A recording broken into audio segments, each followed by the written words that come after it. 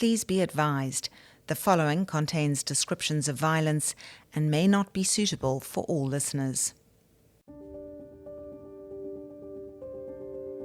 When there's no accountability, a crime pays.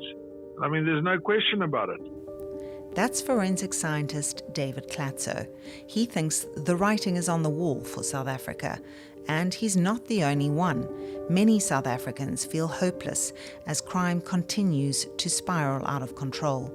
But there are some ordinary South Africans who are determined to fight back. In this episode of A Criminal's Paradise, we'll hear about some of the extraordinary work being done on the ground to keep us all safe.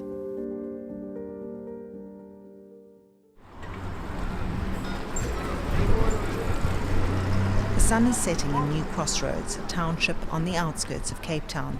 The streets are still busy as people make their way home from work. It's a cold night, and as darkness sets in, a group of people stand out. Wearing neon jackets, they have come together to patrol the streets. One of them is Tembeka Banjwa. She's 65 years old, but you'll find her walking the streets every morning at 5 a.m. with other neighborhood watch volunteers. She's tired of crime, but she believes that if the law-abiding members of her community stand together, they can do something about it. It's worse in South Africa. It's getting worse. Because if something happened in Khayelitsha this week, next week it's going to happen here in Gugulethu or in Nyanga East or New Crossroads. It's bad. I'm feeling bad about the crime because we are living in fears. We must always lock our gates. Armed only with torches, they are no match against gun-wielding criminals. Yes, other day we were scared because two guys were having guns. So we did run away because we don't have guns and we didn't have bulletproofs. As we dodge puddles after a day of rain, with temperatures dropping rapidly, we pass a health centre that was demolished several years back. A group of teenagers smoking drugs behind what remains of the walls scatter as they see us approaching.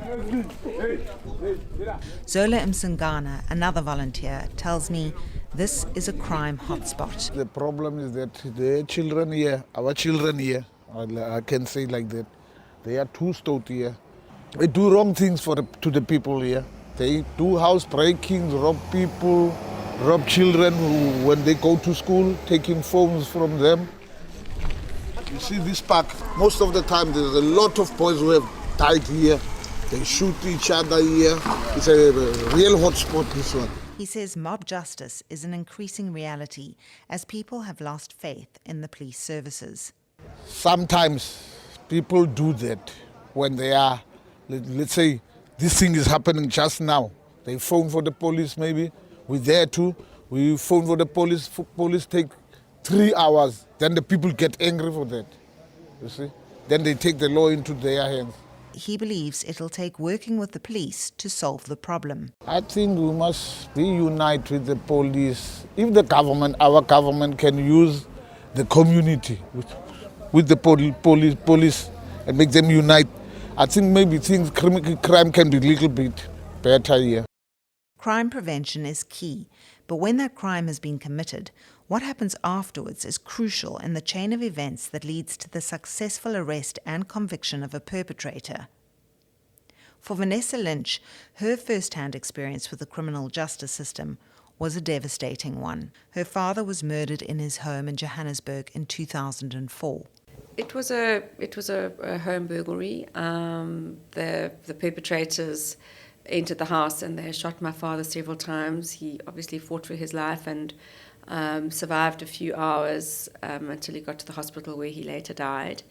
The perpetrators were never caught, and there must have been copious amounts of evidence that had been left behind due to the struggle that my father had before he was shot. Inadequate crime scene investigation meant there was little chance the perpetrators would ever be caught. There had been a number of people who walked over his crime scene. There wasn't DNA evidence taken from his body, nor from the clothing he was wearing. DNA at the time wasn't really that prevalent in South Africa, and when they closed the case a few weeks later due to lack of evidence, it really struck me that this really wasn't acceptable, and that so many people whose lives were affected by crime, by murder, by rape, they just weren't getting the justice they deserved as a result of the lack of infrastructures around the collection of DNA, which I knew was such a valuable form of evidence. And so Vanessa started the DNA Project that would take her into the halls of Parliament, where she would lobby for new laws. It took years for those laws to finally be passed. And this really was the catalyst to lobbying government to not only pass laws that enabled us to collect DNA from crime scenes as well as from offenders and convicted offenders, but also to create a much more holistic approach around training and skills so that we could build up our DNA infrastructure in South Africa, which previously was just really on a case-by-case basis. Government really put their funding, their commitment behind establishing the DNA database, ensuring that the turnaround times were within 35 days. There was great management at the time, and it really was a great success. One of the cases I often refer to is a convicted offender who was in prison for a common assault, and when they took his DNA, just because the law said all convicted offenders must have their sample put onto the DNA database, what happened is that it linked to 30 unsolved rapes. She's talking about Sikangele Mki. Turned out he was a serial rapist, and in 2017 he was sentenced to 15 life terms behind bars.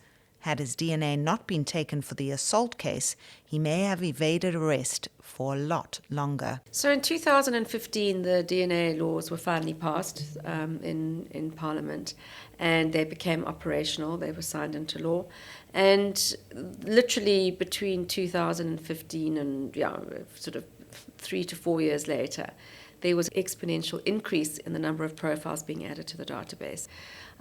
We have 2 forensic state laboratories, and they were really working at full tilt. At that time, we were probably, in the heyday, as you say, getting up to 1 hit per hour on our DNA database, which was unprecedented. And the number of serial offenders that were identified through this process, again, was more than had ever been. She says the database went from about 35,000 profiles to over 1 million profiles in the course of about 4 years. Probably around 2019, the government simply withdrew funding to the Forensic Science Laboratory. They weren't given the funding to purchase consumables that are required in order for those instruments to operate and analyze the profiles.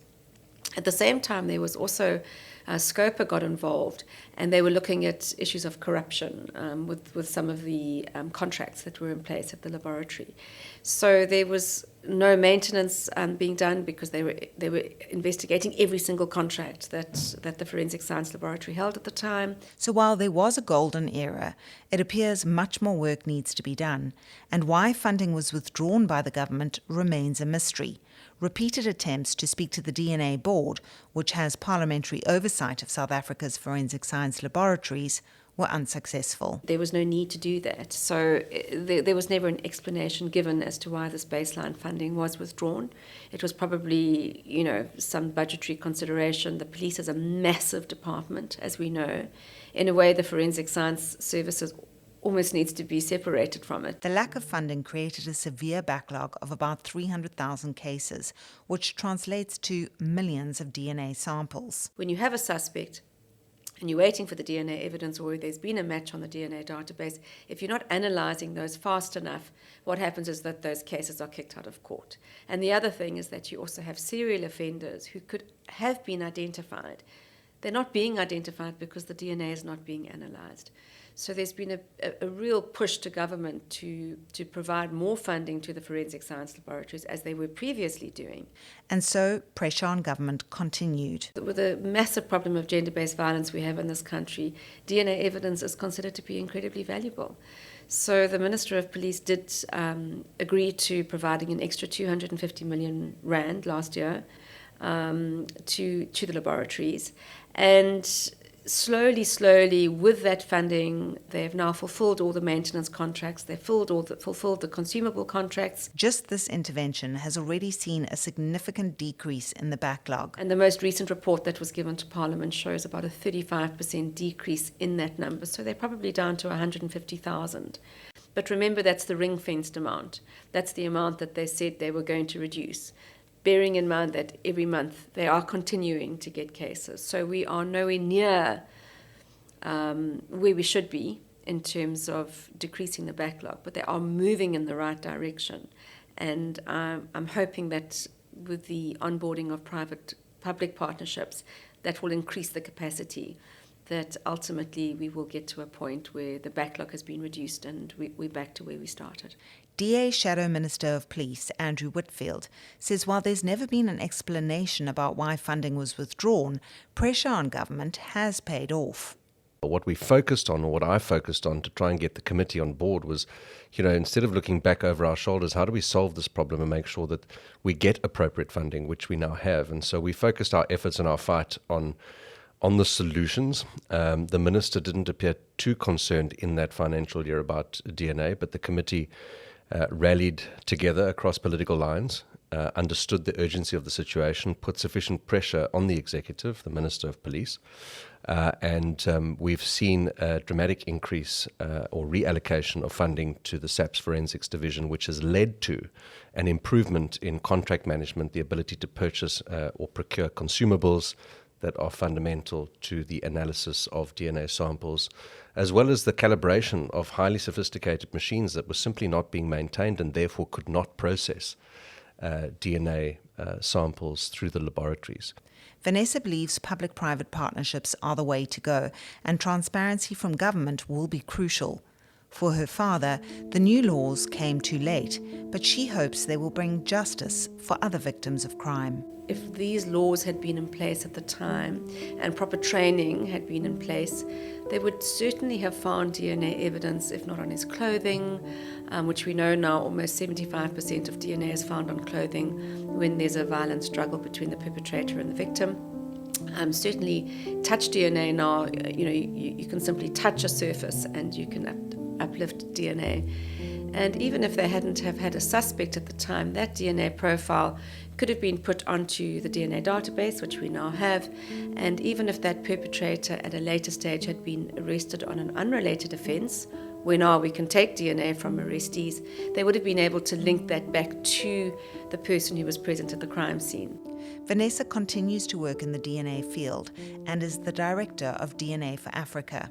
In a way, my father's death wasn't in vain, because a lot of the work that I've done since that time has really enabled these infrastructures in many ways to, in some cases, to be effective in bringing perpetrators to justice.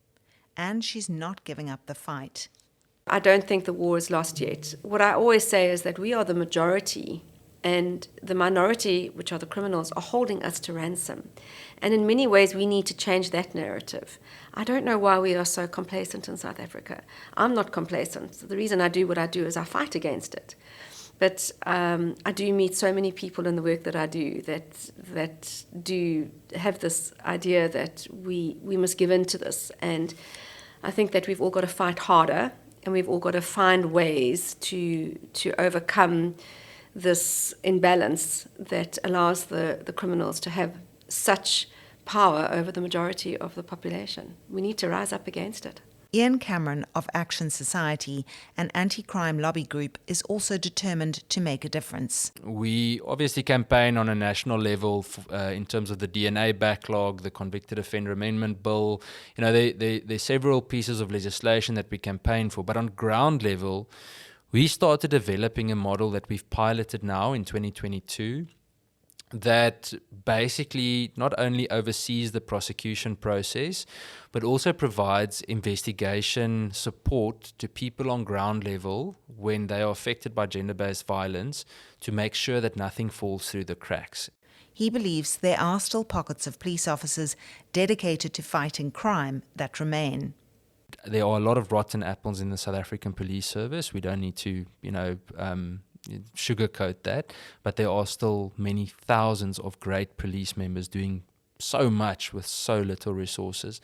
And so, yeah, my reason, I've said a lot, but my reason for getting involved is trying to impact that ground level decay that we're seeing. And if we don't appoint leadership according to merit instead of political affiliation, things are definitely going to get worse. And remember that within the next 2 years, we will lose about 24,000 members that will be going on pension. So that's very worrying, because the next intake of recruits that are starting work at the end of the year or next year are only about 10,000, and they are beginners. So we're losing experience at a massive rate, and those are just the ones going on pension. Those aren't the ones that are just leaving or quitting or going to the private sector.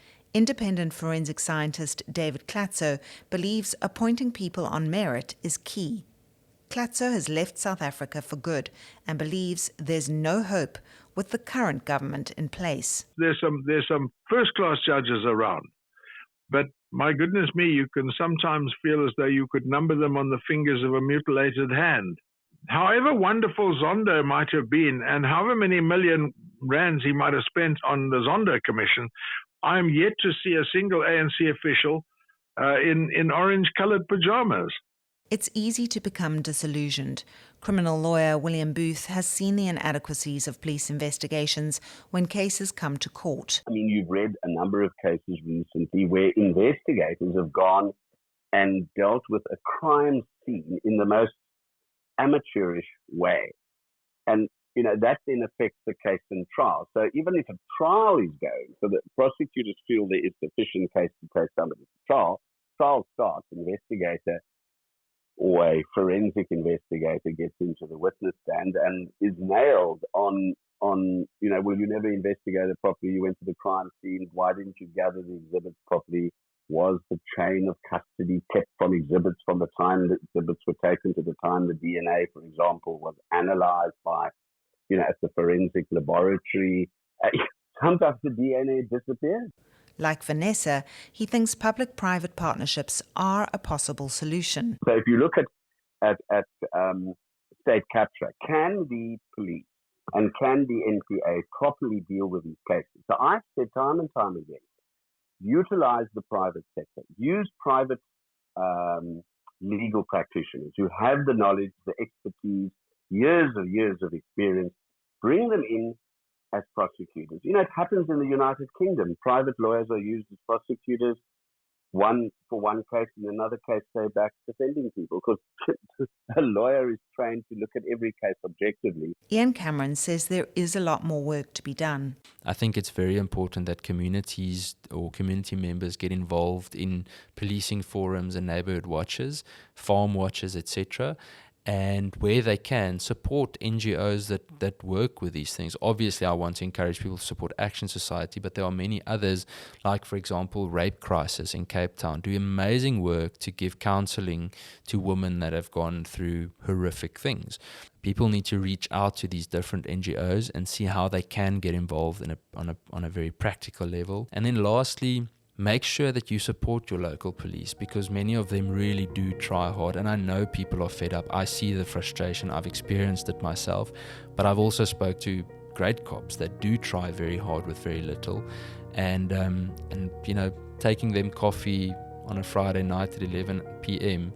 can make a big difference to just boost the morale a little bit, because they're certainly not getting the support from government. Vanessa, Tembeka, Andrew and Ian, and many other ordinary South Africans believe there is still hope for the country. South Africans should never underestimate the power of a unified voice on an issue. At the end of the day, South Africans should not give up hope. We are intimately aware of the ever-present threat of violent crime against all of us. But we all need to step up and do what we can in our communities through neighborhood watches, adding our voices to protests, making sure government hears that we're not going to sit back and just be victims of crime. We're prepared to actually stand up and fight to make South Africa a safer place.